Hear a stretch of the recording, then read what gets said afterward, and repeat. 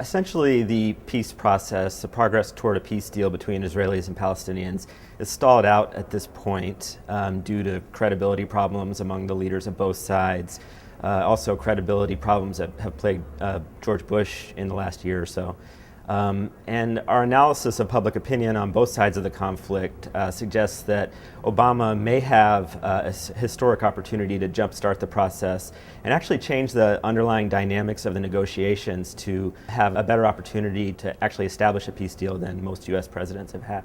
One of the things that makes a difference with regard to the Obama administration is that favorability toward the administration looks like it will be much more balanced among both Israelis and Palestinians than has typically been the case for U.S. presidents. In the past, the Israeli population has tended to overwhelmingly favor the U.S. president, while Palestinians have had a very deep-seated mistrust.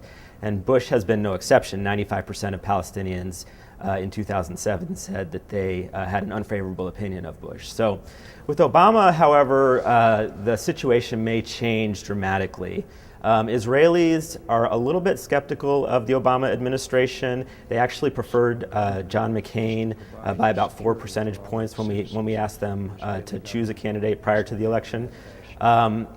But having said that, they're not likely to show any sort of strong display of opposition to a new approach by Obama. They're sort of ambivalent, taking a wait-and-see attitude. Palestinians actually favored Obama by a considerable margin over McCain, although a large percentage said they had no preference.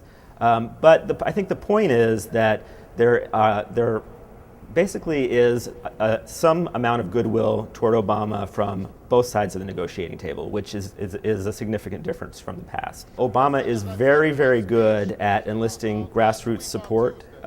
He proved that during his election campaign, that if he can transfer those skills to the peace process, we may see a change in the dynamics there also. There's been very little popular pressure on the leaders of Israel or Palestine to maintain the momentum in the peace process. It's not that Israelis and Palestinians don't support the peace process.